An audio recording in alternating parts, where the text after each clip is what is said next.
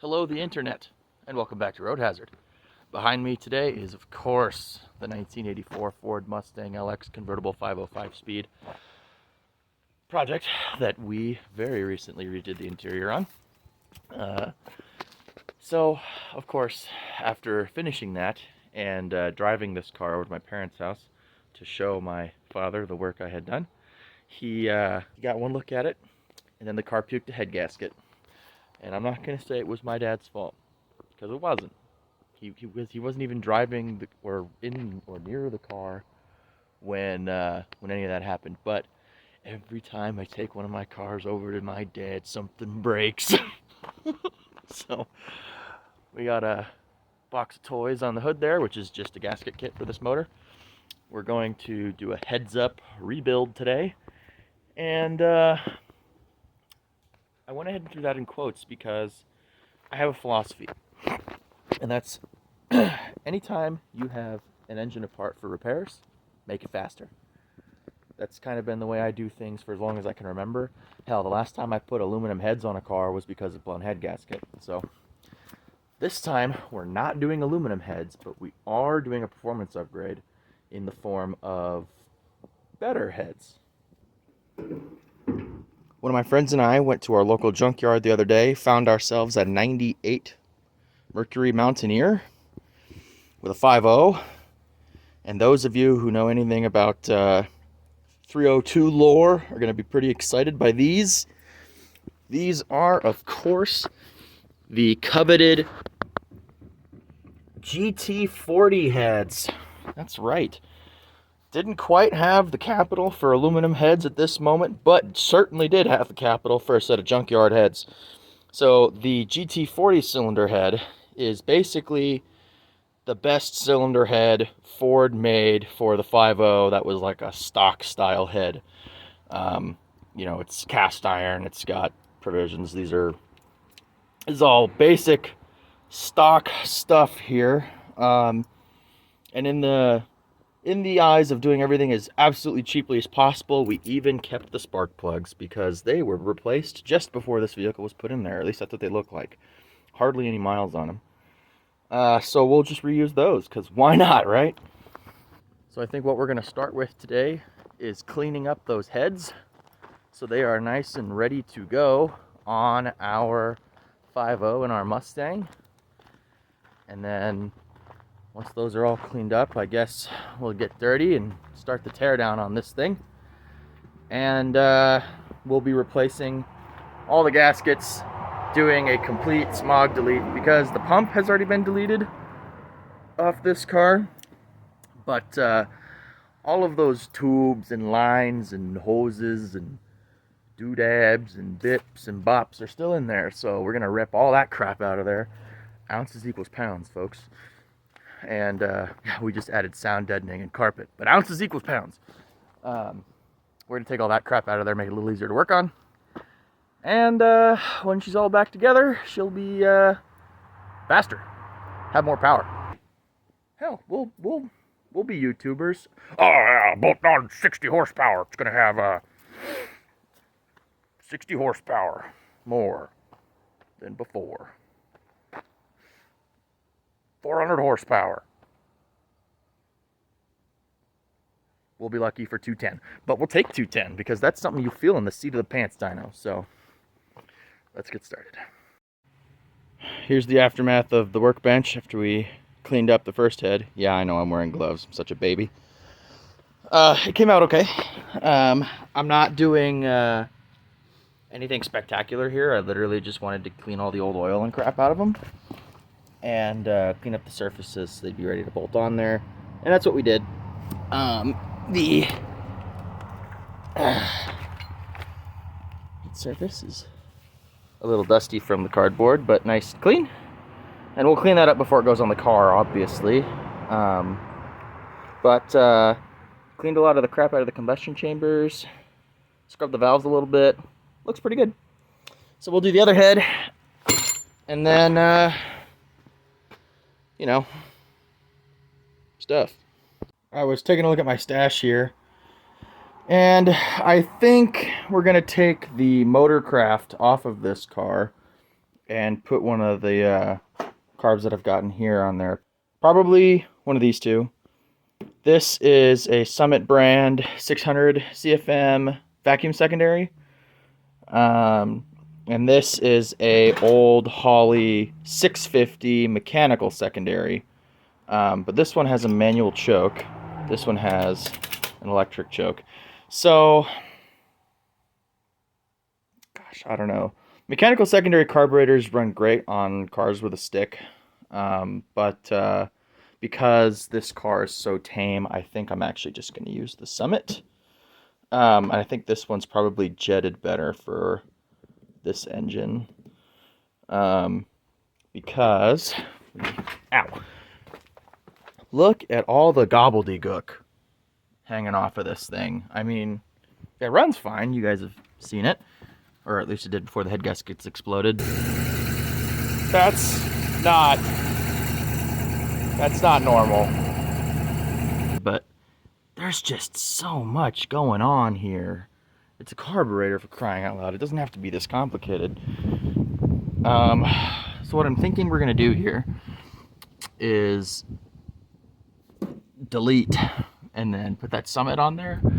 And then eventually I would love to put the Thunderhead 289 carb cheater kit on this car. So that'll be sometime in the future. There's a little bit of a wait for those. So yeah, I need to get rid of this monstrosity. Minimal calamity so far. I have the exhaust manifold bolts on that side all taken out. They came out pretty easy, which was nice. I've had this side soaking in PB Blaster. Gonna get that out. I got plugs out on that side. I know that the blown head gasket cylinder is not one of these four, just by reading the plugs. They all look pretty good, actually. This engine was tuned fairly well. Maybe a little lean, but not bad. If you can't read plugs, I recommend learning how to do that. It's a super easy way to figure out how your engine is running without using like an AFR gauge or something. There's tons of tutorials online. But yeah, so we're chipping away. We still have to do the plugs and exhaust manifold bolts on that side, and then all of the front dress that actually bolts to the cylinder heads, which in this case is going to be these two brackets and the alternator on this side and this idler, and then the heads will be free.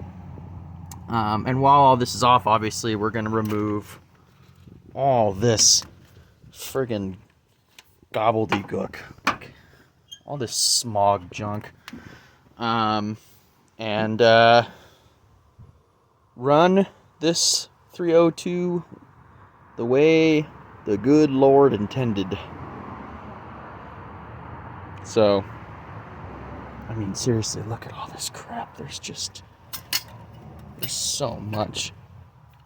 I mean, all this junk. These came out of the carburetor. I mean, we're gonna run PCV and stuff, but jeebus. So this is where I'm gonna stop for today. We have all of the upper bits off of here. Intake, valve covers. Most of the gobbledygook has been removed. At least the hardline stuff, except for this.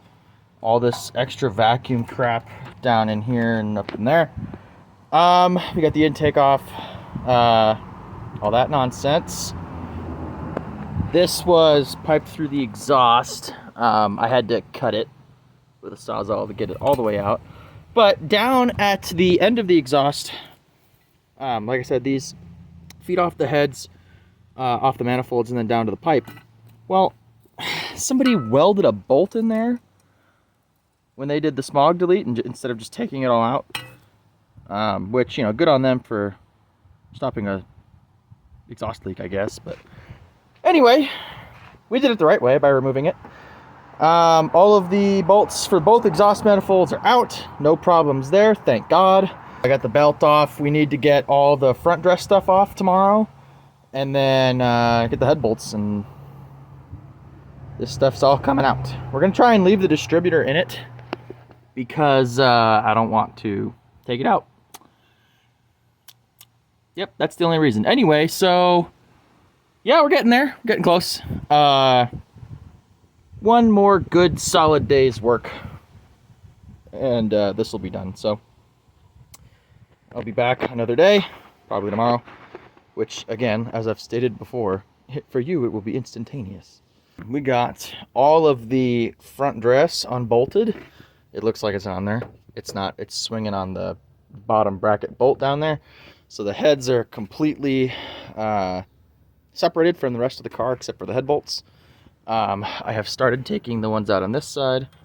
I have the exhaust unbolted down below to give myself a little bit of wiggle up here so I can get the bottom head bolts, which are all kind of underneath the manifold there.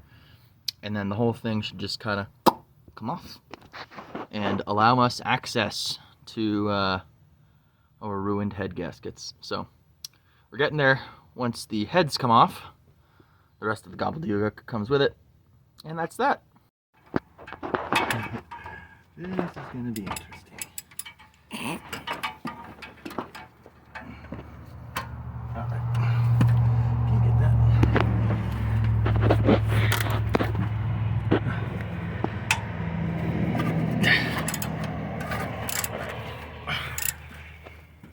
So, have removed an cylinder head.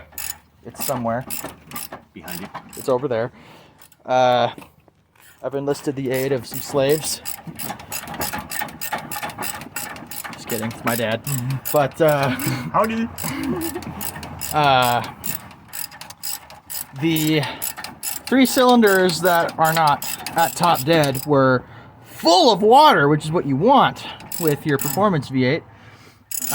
But seeing as how this is an extra performance V8, we went ahead and performed the water delete. Now, That's right there. Yeah, we're chipping away.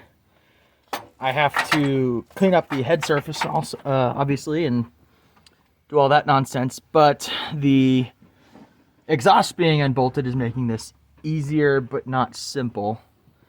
So.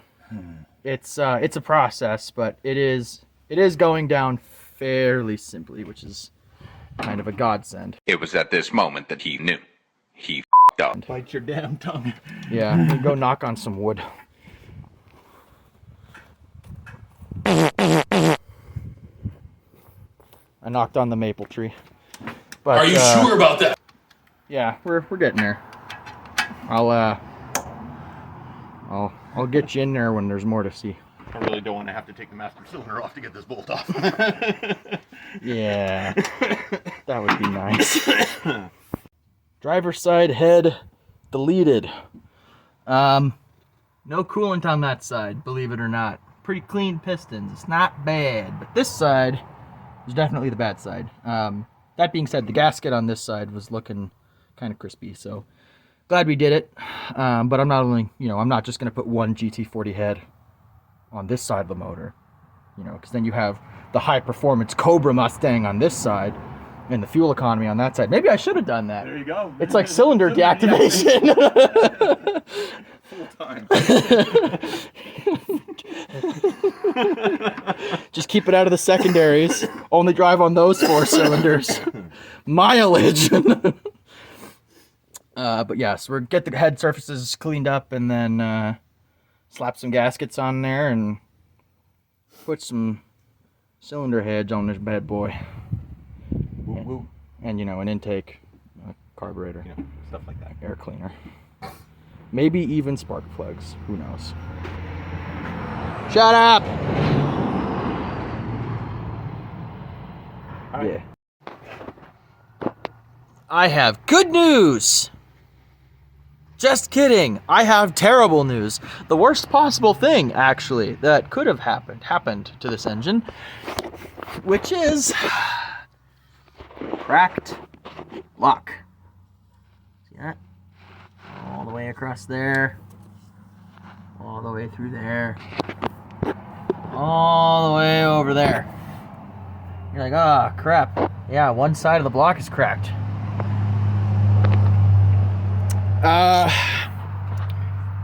Yeah, both sides of the block are cracked.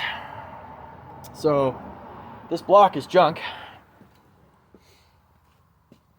Oh boy, that really sucks.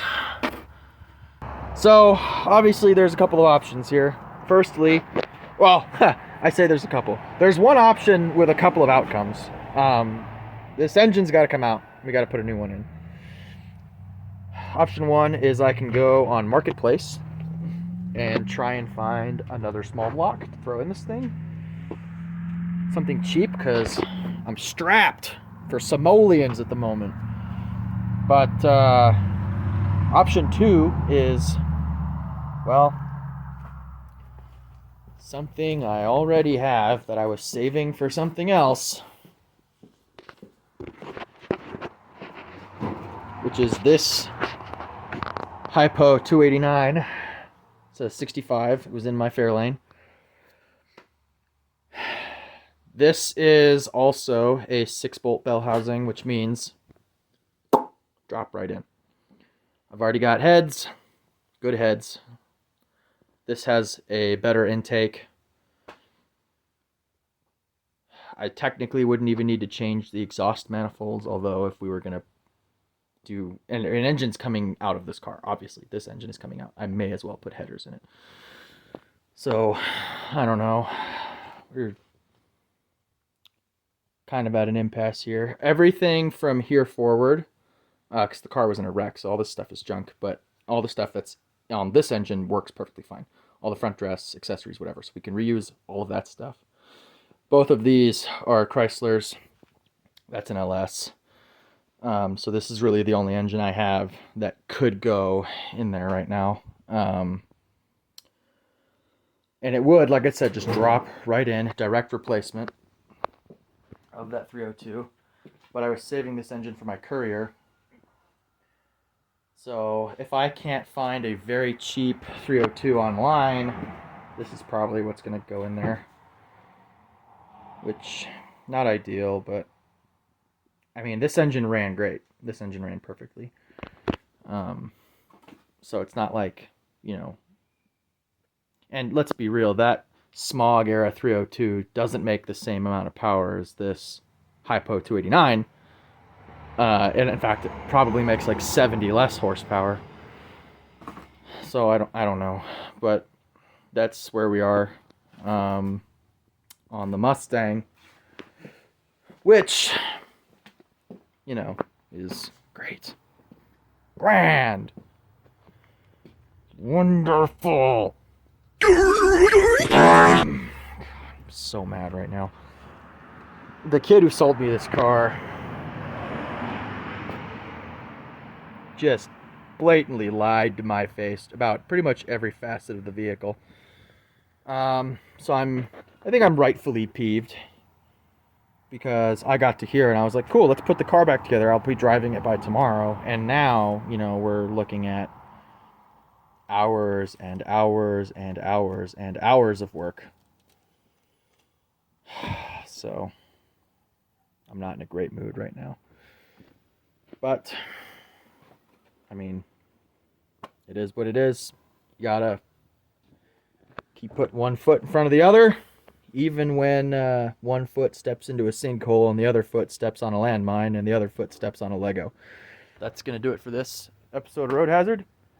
I'm sorry it didn't end with success. Believe me, I'm probably more disappointed than you, but you know, thanks for caring. I feel your emotional attachment, unless you're laughing at me, in which case, you know what, I feel that too.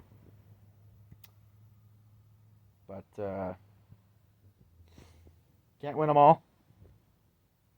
I sure would like to win one every once in a while, but it is what it is. Thanks for watching. Hit that like button. Go ahead and subscribe if you're not. I really appreciate it. It helps a ton with the algorithm and stuff. Let me know what you guys thought about this venture in the comments. And I'll see you guys next time.